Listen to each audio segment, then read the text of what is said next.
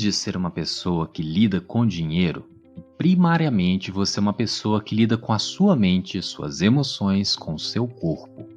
E é aí que se encontra a chave para destravar e fazer com que sua vida flua mais fácil, inclusive a vida financeira. E o principal instrumento no seu corpo, nesse caso, é o seu cérebro, a principal fonte de comando.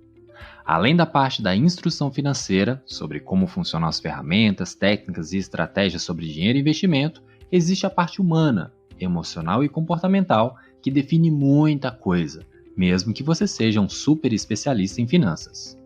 E muita coisa aflora em forma de distúrbios financeiros.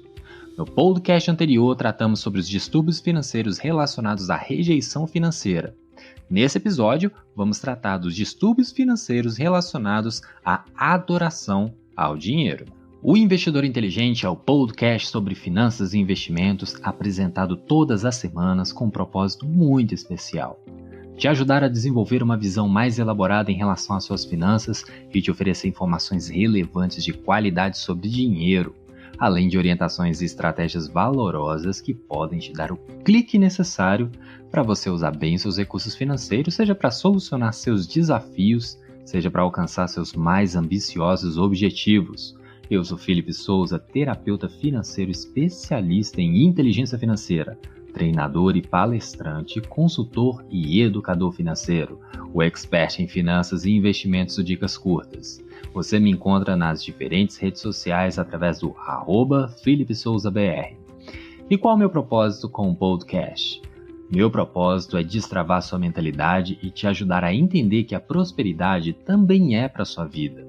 Ao usar bem o seu dinheiro, você pode desfrutar de qualidade de vida, fazer com que ele sobre e investi-lo para realizar seus sonhos e objetivos. Assim você poderá aprender a evoluir e a se comportar de forma mais sábia e próspera em relação às suas finanças, transformando-se em um investidor ainda mais inteligente.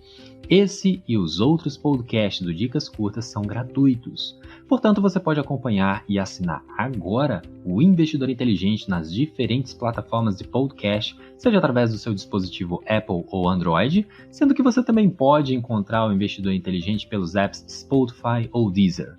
Siga agora para não perder nenhuma dica, ficar por dentro com todas as informações e acompanhar todas as semanas os novos episódios, para poder alcançar um bom balanço na sua vida financeira, tanto hoje quanto no futuro.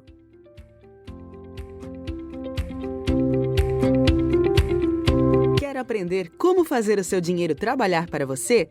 Então prepare-se para ficar por dentro das melhores dicas sobre finanças e investimentos. Com você, o Investidor Inteligente, mais um expert do Dicas Curtas.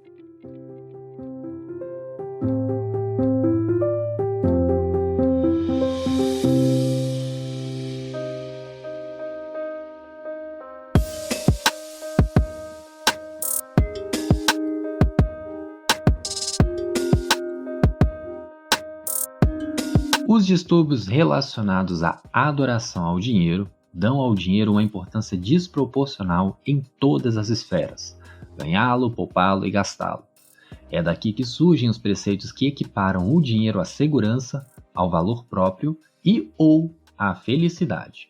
Esses distúrbios estão enraizados no conceito principal de que, apesar dos nossos comportamentos pessoais, nossas dívidas ou limitações, com o mover da varinha, uma pilha de dinheiro vai aparecer e resolver todos os problemas.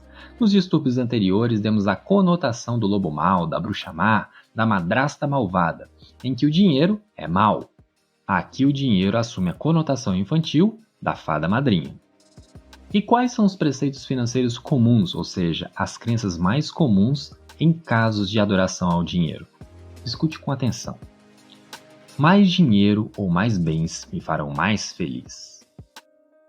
Não se deve confiar em ninguém no que se refere a dinheiro. Nunca terei dinheiro suficiente. Dinheiro traz dinheiro. Ter segurança é chato. A vida é curta, viva um pouco. Alguém tem que ganhar e pode ser que seja eu. Se eu continuar tentando, meu dia vai chegar. Eu tenho muita sorte, eu sou um vencedor. Eu tenho que trabalhar muito para garantir que tenha dinheiro. Se eu não trabalhar muito, vão pensar que eu sou preguiçoso. Meu senso de valor é igual ao meu valor financeiro. Nunca serei capaz de pagar pelas coisas que realmente quero na vida. Não há problemas em esconder do meu parceiro informações sobre dinheiro. Gastar com alguém é como se demonstra amor. Esses são os preceitos mais comuns, mas já dá para ter uma direção sobre o que pensar. Inclusive, recomendo você ler esses preceitos na transcrição no blog do Dicas Curtas para refletir melhor sobre eles, ou reescutar esse trechinho mais vezes. E quais são os distúrbios de adoração ao dinheiro mais comuns? A acumulação compulsiva, atração irracional por riscos, jogo patológico, workaholismo, excessos de gastos e compulsão por compras. A acumulação compulsiva. Nós sabemos que existe um comportamento financeiro que é positivo: economizar. Porém, entesourar coisas, acumular coisas em exagero, é um extremo que tende a ser prejudicial. Pessoas que são acumuladoras compulsivas são gastadores ou compradores compulsivos, mas a diferença é que é o acúmulo de estoque, não o ato de comprar ou gastar, que trazem ao acumulador segurança, salvação e alívio da ansiedade. Os objetos acumulados tornam-se substitutos para o amor, afeição ou o que quer que falte na vida de uma pessoa que sofre desse tipo de distúrbio.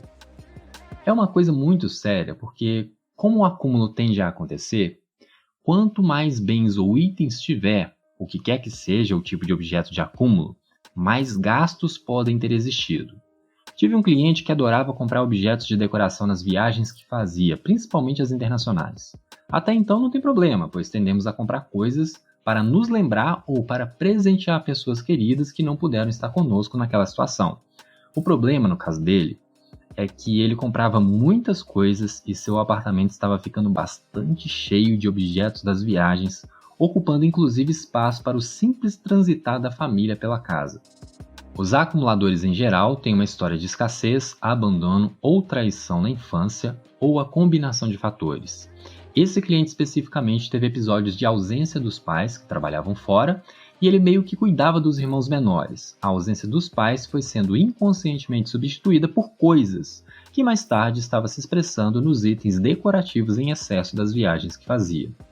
Eu acredito que já tenha ficado claro que nossas experiências emocionais e financeiras na infância moldam boa parte daquilo que expressamos enquanto adultos. Períodos difíceis como guerra, pandemia, uma crise financeira, faz com que adotemos determinados comportamentos, pois tendemos a copiar nossos pais nessas épocas difíceis. O que podemos fazer por nós e por aqueles que são pequenos hoje, ou aqueles que ainda virão, é nos tratarmos e tentar nos apresentar como exemplos melhores. Atração irracional por riscos. Por um lado, não correr riscos nos limita ao crescimento. Conforme vimos no podcast anterior, a aversão excessiva ao risco é bastante prejudicial. Mas o outro lado da moeda também o é. Quando o risco se torna excessivo, pode ser extremamente danoso. Risco excessivo pode ser definido como colocar o bem-estar financeiro de alguém sob risco desnecessário na busca de ganhos maiores, porém improváveis. Tentar controlar o mercado de ações com day trading é uma delas. Investir em esquemas de alto risco para dobrar o seu capital em um mês é outra manifestação. Outras manifestações mais sutis é fazer cheques de valores altos antes que se tenha dinheiro para cobri-los no banco ou gastar uma bonificação ou uma PLR antes de receber de fato. Coloca uma coisa na sua cabeça: é extremamente arriscado gastar dinheiro que você não tem em mãos e ponto final. Outras pessoas correm riscos excessivos na tentativa de compensar o tempo perdido ou as perdas anteriores. Isso é muito comum quando você ainda não se educou financeiramente, ainda não poupa, e quando começa a fazer isso com consistência, quer arriscar no mercado de capitais, se alavancar para poder lucrar o mais rápido possível e ter um patrimônio mais ou menos expressivo em um curto espaço de tempo, porque você já perdeu tempo demais. E existem também outras pessoas que logo após um lance de sorte, acham que suas chances de acertar de novo são muito grandes, afinal, se conseguiu até agora o vento da boa sorte, deve continuar.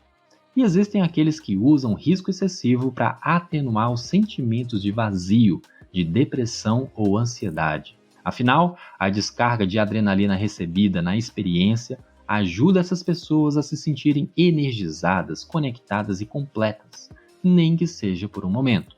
Estudos mostram que investidores super confiantes fazem mais movimentações do que seus companheiros mais controlados e realistas, o que pode criar a ilusão de que estão ganhando no mercado. Mas na realidade, essa volatilidade tende a reduzir seus lucros a longo prazo. Jogo patológico. Quando a atração excessiva por riscos se combina com o exagero, temos a geração do distúrbio do jogo patológico. As pessoas jogam para se sentirem melhores e escaparem dos problemas. Esse distúrbio costuma nascer do evento em que a pessoa experimentou ou presenciou a emoção da vitória. Dependendo de como isso aconteceu, ela pode ter construído impressões de se sentir altamente confiante quando jogou e achar, nesse caso através da influência do viés do otimismo, que ela sempre terá sucesso quando joga. Esse é um dos distúrbios mais autodestrutivos para as finanças. Se você identificou que pode estar correndo o risco de ser um jogador patológico, procure ajuda de um profissional de saúde mental.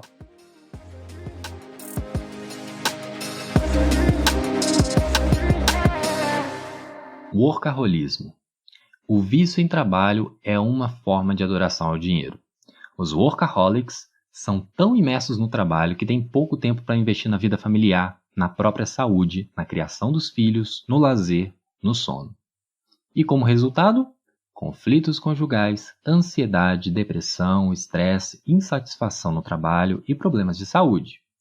Esse é um distúrbio que não é visto pela nossa sociedade como um distúrbio, e sim como uma virtude. Trabalhar muito te faz bem, ocupa a cabeça e faz com que progridamos mais rápido em direção aos nossos objetivos. Mas quem te contou a história que sua vida deve ser metade trabalho, metade dinheiro, te contou uma história pobre. Você tem várias outras esferas que devem receber atenção tanto ou até mais do que o trabalho. Saúde física, saúde emocional, autodesenvolvimento e seus diferentes tipos de relacionamento no mínimo. Uma das crenças mais arraigadas no workaholic é acreditar que a melhor maneira de ser responsável com seus queridos é trabalhar muito e sacrificar a si mesmo no trabalho, quando na realidade o oposto é que é verdadeiro. A família acaba por se sentir ressentida pelo fato do trabalho estar em primeiro lugar ou se sentir abandonada pela ausência daquele que trabalha compulsivamente. No final das contas, o workaholic usa o trabalho para lidar com sentimentos de dor emocional e desajuste. O trabalho compulsivo proporciona altas doses de adrenalina e, quando o combustível acaba, desabam de exaustão, o que leva à irritabilidade, à baixa autoestima, à ansiedade e à depressão. Como solucionar isso? Mais uma rodada de trabalho intenso devotando sua vida ao trabalho. Esse ciclo gera dependência. O trabalho torna-se a única coisa que acalma a pessoa e aquieta seus demônios interiores. Por um lado, esse comportamento pode ser aprendido através do exemplo de um dos pais que sempre trabalhou excessivamente, mas também pode ter causa no extremo oposto. Um dos pais ou outro adulto influente que não trabalhou o suficiente. Nesse caso, desenvolve-se um ressentimento ou desprezo pela preguiça, levando ao excesso de trabalho. Particularmente, eu, Felipe, tenho que prestar muita atenção a esse distúrbio. Eu tenho como exemplo meu pai que sempre trabalha muito, de domingo a domingo. Isso já foi assunto de conversas francas com a minha esposa, no sentido dela se sentir abandonada porque eu estava trabalhando demais. Por mais que seja bom e seja prazeroso desenvolver aquilo que gostamos e entendemos ser nossa missão, temos que estar atentos no balancear das coisas, senão a saúde desanda, os relacionamentos desandam e a vida só se resume a trabalho. E isso definitivamente não é nada saudável. Excessos de gastos. Os gastadores compulsivos têm a característica de tentar obter sentimentos de segurança, conforto, afeição e completude, gastando de maneira excessiva consigo mesmos e com os outros. O dar e receber um presente parece transformar em um relacionamento. De forma similar à acumulação compulsiva, o distúrbio dos gastos excessivos costuma nascer de momentos de privações específicas na infância ou de ter experimentado a situação de não possuir, pelo menos por um tempo, um item especial que provocou grande impacto emocional. Eu tive uma cliente que possuía 2 guarda-roupas lotados de roupas novas, sem uso, com etiqueta. Ela passava na loja, via roupa, experimentava, gostava, comprava e quando chegava em casa, não gostava mais. guardava roupa. E isso foi se repetindo ao longo dos anos. Dinheiro foi sendo usado com aquele tanto de roupa sem utilidade. Ao investigar melhor, descobrimos que em sua infância humilde no interior, as roupas que ela recebia ou eram de primas mais novas, e muitas vezes não serviam, ficando curtas, ou eram de primas mais velhas, e as roupas não se ajustavam ao seu corpo. E ela jamais recebia as roupas bonitinhas, adequadas à sua idade, sempre de segunda mão e roupas que não serviam bem. Bom, não é difícil ligar os pontos. Quando ela virou adulta, independente e recebia o seu dinheiro, sua criança interior gritava por roupas bonitas, novas e que serviam para ela. Depois de diagnosticar isso e tratar a ferida, algo surpreendente aconteceu. Ela doou todas as roupas de seus guarda-roupas. A ferida foi curada e um grande objetivo foi alcançado. O dinheiro que estava sendo usado para comprar roupas foi direcionado para realizar a festa de 15 anos da filha que tanto sonhava. E sim, a festa aconteceu. Eu fui convidado. Compulsão por compras. O distúrbio da compulsão por compras é o distúrbio do gasto excessivo com anabolizante. Se os gastadores se preocupam com frequência com dinheiro, os compradores compulsivos são sempre consumidos por suas preocupações financeiras. O ritual das compras oferece uma fuga temporária, seja de seu possível passado traumático, da depressão, da insatisfação com seus relacionamentos ou com sua vida, ou do sentimento de vazio. Pesquisas indicam que esse distúrbio costuma afetar 1 a cada 20 pessoas e cerca de 75% dos compradores compulsivos são mulheres. Esse é um sinalizador importante. Além disso, esse distúrbio se apresenta na forma de baixa autoestima e remorso do comprador. Sem tratamento, as compras compulsivas podem levar a dívidas exageradas, tensão financeira, falência, problemas de relacionamento, divórcio, problemas de concentração no trabalho e, em alguns casos, complicações legais. Uma variação do distúrbio do comprador compulsivo se apresenta da seguinte forma. O comprador raramente compra alguma coisa de fato. O problema não é o gasto. O problema é a quantidade enorme de tempo e energia gastos no processo da compra, à custa do emprego, dos relacionamentos e de outras atividades mais produtivas, seja caminhando em lojas, olhando catálogos, pesquisando em sites na internet, assistindo canais de propagandas voltados a vendas de produtos ou a combinação desses fatores. Felizmente, os distúrbios de adoração ao dinheiro e os outros distúrbios de rejeição ao dinheiro já apresentados no podcast anterior e aqueles que serão apresentados no próximo podcast, os distúrbios financeiros relacionais, têm sido tratados com uma variedade de abordagens que incluem psicoterapia, medicação psicotrópica e grupos de apoio como devedores anônimos. Solução tem. Só precisa tomar consciência, e é isso que estamos fazendo aqui, e procurar ajuda para solucionar a situação. Você sabia que o podcast do Investidor Inteligente também pode ser um pouco seu? Acesse a transcrição no blog do Dicas Curtas caso queira deixar algum comentário para esse episódio. E você também pode participar mais fazendo a mesma coisa e encontrando a postagem no perfil do Dicas Curtas tanto no Instagram, siga @Dicas Curtas, quanto na fanpage do Investidor Inteligente no Facebook. Aproveita para seguir o perfil, curtir a página e as postagens, marcar seus amigos e compartilhar com eles o que você está aprendendo aqui.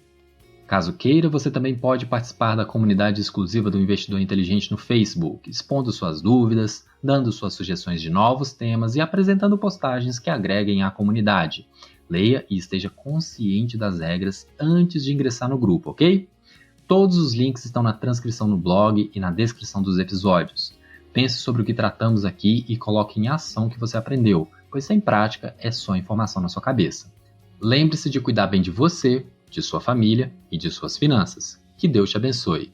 Aqui é Felipe Souza, o investidor inteligente.